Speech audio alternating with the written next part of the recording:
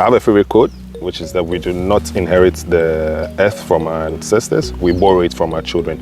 So we have a duty to preserve the environment for our children and our children's children by just making simple decisions when it comes to building and going green. So once we all do it in our little corner, it all adds up.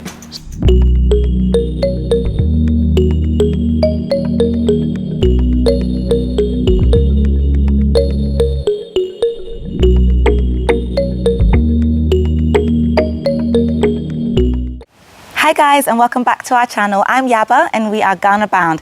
Today I'm with someone very important, and in fact the topic is very close to my heart because it is about eco-sustainability, but I'll get you to introduce yourself. All right, I'm Cyril. I'm the founder and team lead for Ghana Green Building Summit, and I'm really excited to be on the show.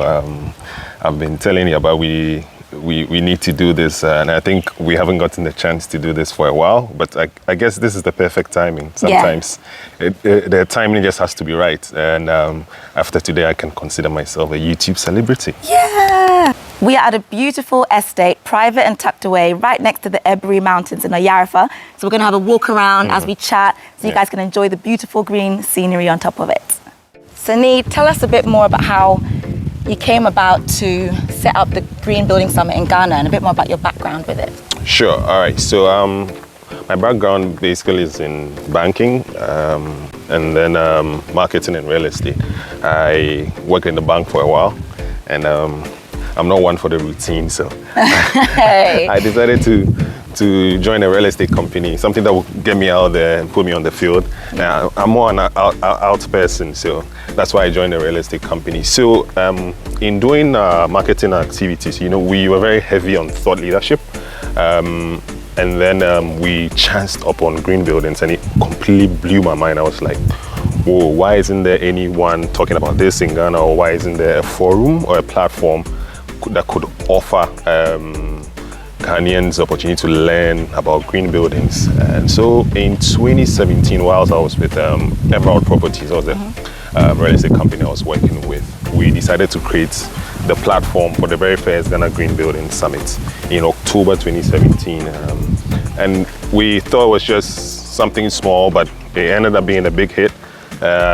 So we're like, why not continue? So even though I exited from the company, there was 1 year gap in 2018 because I exited from the company. I went back to them like, hey, I want to continue this, and like, give me their blessings, because they say, after all, it's my baby.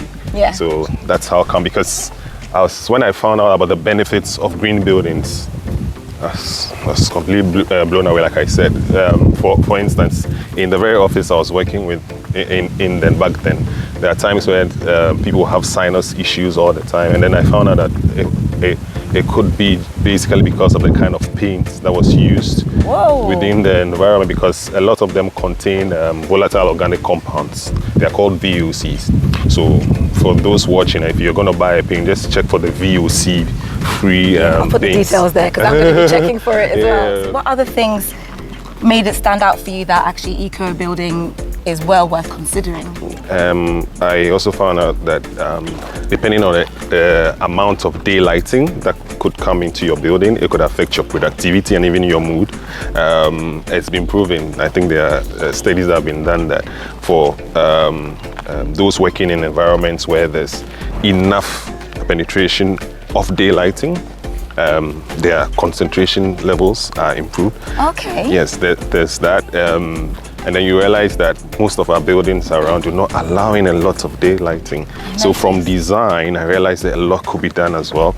Then there was energy efficiency, which, I mean, if you live in Ghana and you've been through the times where there was doomsday here, it's a big issue. So there are ways of managing energy efficiency as well, apart from basically using LED bulbs. There's a campaign that's going on for us to change from the traditional or the old bulbs that we're using to LED bulbs. Okay, so that's happening right now? Oh yes, it is happening. In fact, I think a lot of people have jumped on it as well. But beyond that, you realize that there's a 360 effect. Depending on the kind of material that you use in building your your house or your property, you realize that if you use the traditional or the conventional blocks, concrete blocks that we've been using, they retain a lot of heat, and then you end up using a lot more energy, and then ACs, it affects your bills. So there's a whole 360 effect. Same for water as well. Depending on the faucets and even the type of shower heads that you have, the pressure. How so? The shower heads as well? Yeah, the shower heads as well. Depending on the type of shower heads, how you place it, it could conserve water as well. Whoa. So there was a lot of exciting find. Yeah. You know, like, no, we need to spark this conversation. Yeah. And so that's and those why things you mentioned are actually really specific to, I can only speak for Ghana right now because being here, but things like preserving water, because you know a lot of us have the poly tanks and they store the water. So someone outside might think, yeah, but water flows all the time. But here, sometimes when the water's finished, it's finished. So it's well worth. Yeah, and it's also poignant to note that even the water that we use can be recycled. There's gray water and there's black water. So can you clarify the difference between grey and black water? Okay, so grey water is basically water that's been used from, say, the wash hand basins in the house or the sink. Yeah. So even though it's not as clean and clear, it's not also as dirty or unfiltered as much as water from the sewage or the toilets. Yeah. So we've talked about design. Materials. Materials these days, and especially now that we've been promoting alternative material use, there's a slight shift, and from those who are already designing and have an idea of sustainability, there's a shift from the traditional concrete blocks. Like I said, there's bamboo used these days, raffia, even mushrooms are being converted into building materials. Really? Absolutely, and even good old timber. So there's also that shift as well in the material space. And then the most interesting one for me is earth. You know, when you go to the village, there are a lot of, we call them mud houses or the earth houses. The good thing with those ones is that they do not retain a lot of heat as much as I mentioned. They're naturally cool, aren't they? They're naturally cool, yeah. I mean, you go to the village and I can sleep well, like I mentioned. You don't even have issues with VOCs in the villages. So when you sleep, you know that you're getting a good quality sleep as well. So material, especially earth, it's been polished now, and you have a lot of rammed earth. I've heard of those. Rammed earth buildings as well. What are some of the benefits of going through, like, using rammed earth, apart from it cooling down the property itself? It does not cost as much as the conventional blocks would cost. Yeah.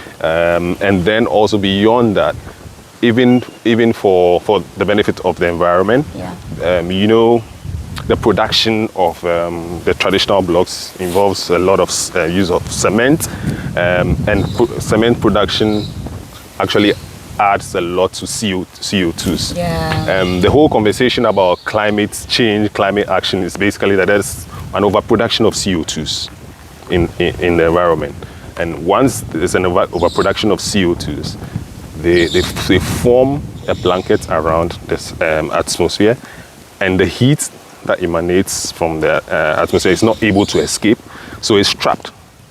And that's the whole bottom line of global warming, CO2s, overproduction of CO2s. And that is why we also need to plant a lot of trees which eat up the CO2s, or we have to modify our building systems and technology such that it preserves the environment. Because buildings alone, especially regarding energy, are responsible for about 40% of the world's energy use. So it's a no-brainer, really, to make improvements. To make improvements and become green, or go green. Yeah.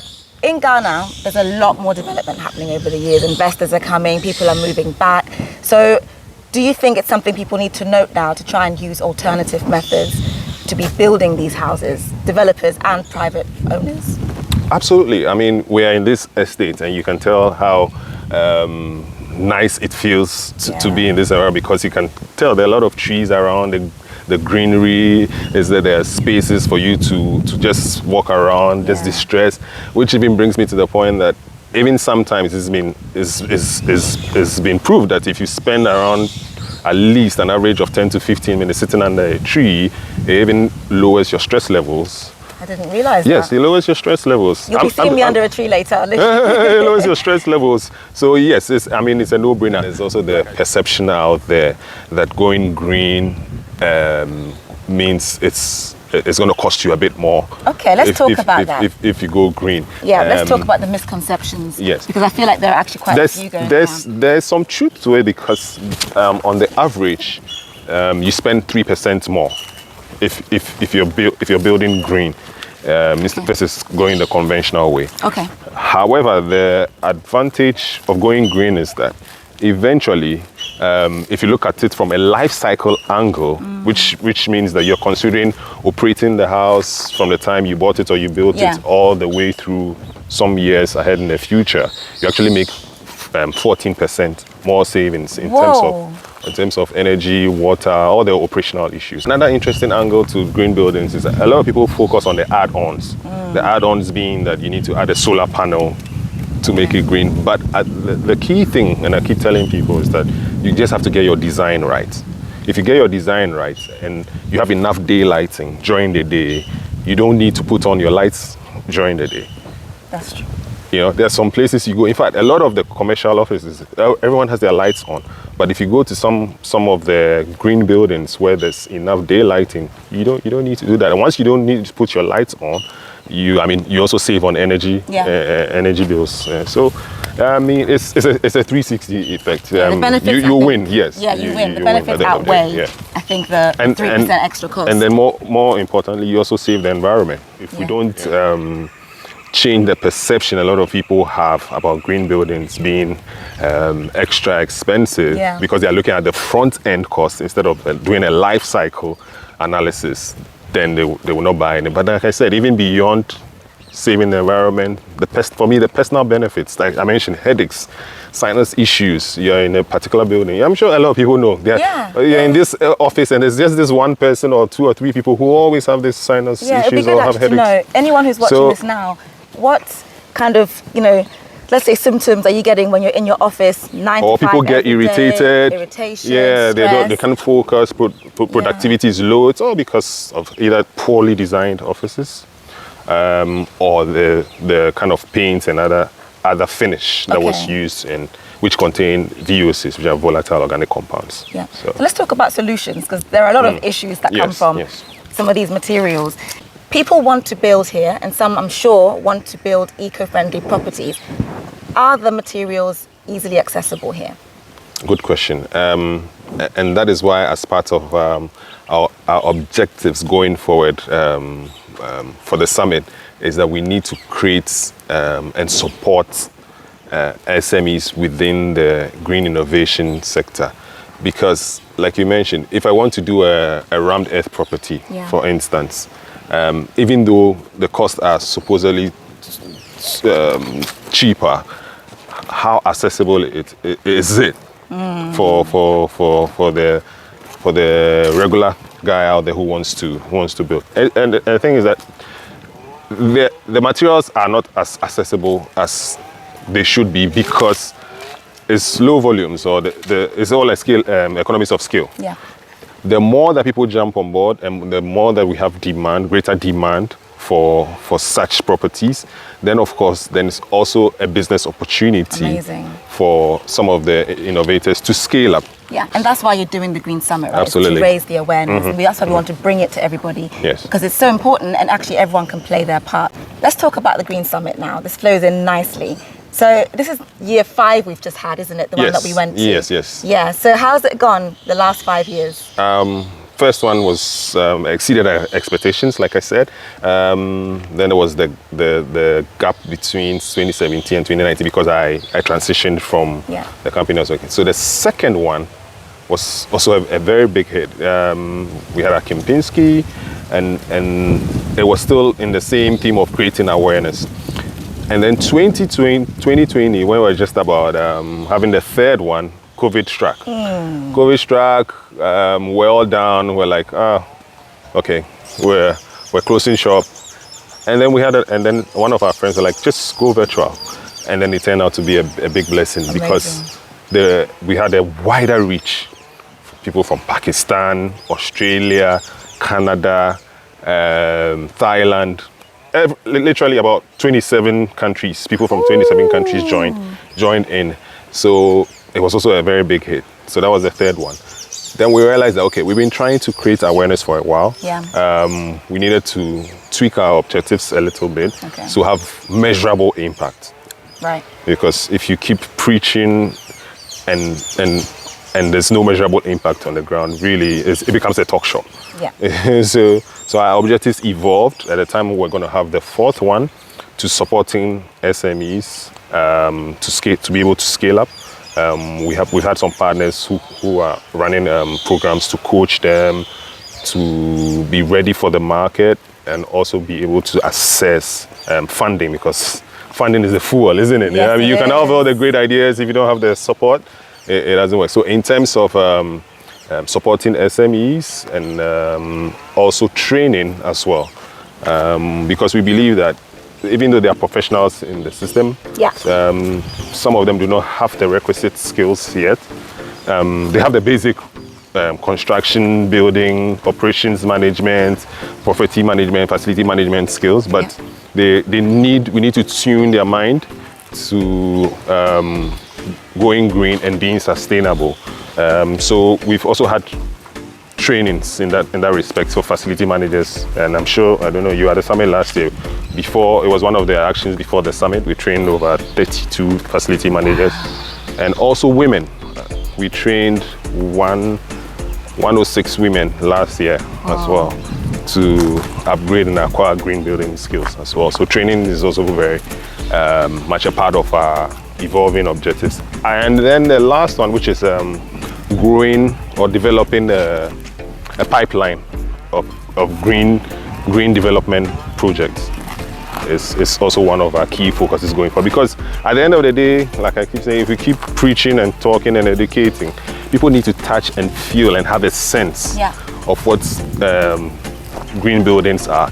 It's the best way to sell an idea. So we're looking to engage or go into joint ventureship with landlords to provide land, and then we will put up the green buildings or homes, so that, I mean, people can buy, but then also serve like a model where people can come in and then also have a sense and touch and feel of it, so that they can appreciate it better. Yeah, people have already started building like this here. You've got smart homes coming up.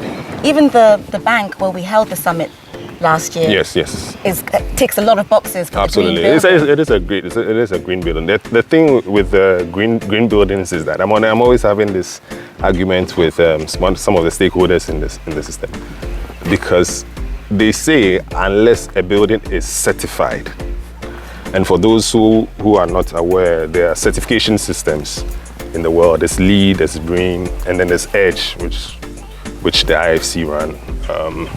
And they say that once a building is not certified, then it's not green. I mean, technically, yes. You can't just build and say, as for me, my home is green, if the standards or the measures don't check out, right? Or it's been certified by a professional. But the truth of the matter too is that since the days of our ancestors, we've actually been building green. I mentioned that if you go back to the village, it's the material used is earth. It's not a heat. It doesn't conduct heat as much. They used to even do rain harvesting. If you go, they had their own way. They had their own ways of doing rain harvesting. The trees are not. They didn't have concrete jungles like we have now. So we've always been green. However, on the advent of what do you call it? Being exposed or consuming Western concepts, we've abandoned a lot of these things because we literally just pick Western concepts and then plant them here without considering that we are in a more tropical environment, and then the temperature is so their designs for a greater part of the year is to keep out the cold. The cold. We need more cold. Exactly. So we need to consider our local environment. Yeah. Much. That's where the education comes into it. That's where. So we've always actually been green. However, like I said, we think that for you to be cool, your building needs to look a certain way, which invariably means that it has to look Western. Yeah. Okay, as you know, we're building our house and we know a lot of people who are too. Are there simple steps in which we can implement to make our houses more green? Absolutely. So what you can do, and I'll take all the key elements of green building. So in terms of design, it's very key. Whoever or whichever architect you're working with, I mean, they should even be advising you to go green. But assuming they are not, you can always tell them, hey, I know about sustainability or green buildings, and I want to incorporate the elements in my building. So what do we do? So in terms of design, like I mentioned, you need to allow in a lot of daylighting. The benefits are already mentioned, being that it affects your mood or improves your mood. If you allow in sunlight as well, so you know sunlight gives vitamin D as well. So of course your health is also impacted, and then of course your productivity level is also higher. So design is very, very important, and then also water. Like I mentioned, you need to rain harvest. In terms of material, like I mentioned earlier, it's not easy assessing some of the alternate materials these days in terms of round earth, bamboo, timber. And even all the other innovative ones like coconut husk have been converted to building blocks as well. Coconut husk? Yeah, coconut husk. Did you know about this one? But what you can do, especially for earth or the round earth, which seems to be gaining a bit more traction, if you can, especially if you're an individual who believes in going green, because sometimes people look at it and they're like, it's a madhouse. So we also need to change our mindset. But if you can, there are a few of the companies around that you need to look for, or we can also advise, and so that you can also use that as the material as well. Indoor air quality, like I mentioned, is very important. What you breathe in is very important, because at the end of the day, it affects your health. It could give you headaches, your sinus issues. So then you also need to look out for the kind of finish, and being that these materials, whether it's paint or whatever finish material you're doing, do not contain VOCs as well. There's basic solar that you can afford. If you can, go for it. If not, at least use LED bulbs. Right. It's been proven that the LED bulbs save about 75% on energy compared to the traditional incandescent bulbs. So you can also do that as well. Great, that's amazing advice, and all achievable. You know, whether it's one or I call them the low-hanging measures. The low-hanging measures, for sure. If you guys have any questions as well, we will put these details and the websites to the Green Summit in the description box below. So one of the highlights definitely for us was the awards night after the Green Summit event itself. So what was some of the thoughts behind having an awards night? So you always need change agents to push through your advocacy. If green buildings are going to gain traction, then we need to encourage those who are already practicing it across the spectrum. And we believe that students who are the next leaders, once they imbibe the values early, then definitely when they find themselves in positions of power or decision making, they can also push the elements of green building. So we believe it was quite important to get students involved. That's why we supported the students competition, a green design competition that the ISC held, but we're also partners on that.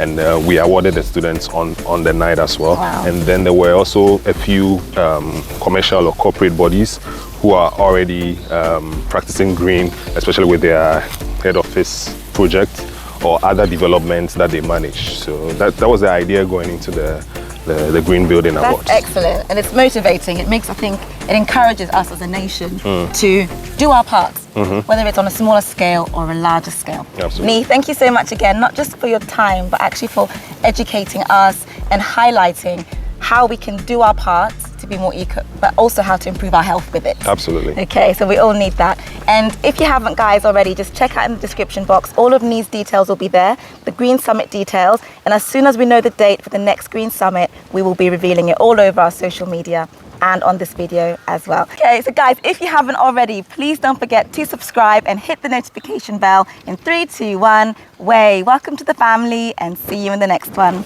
Bye.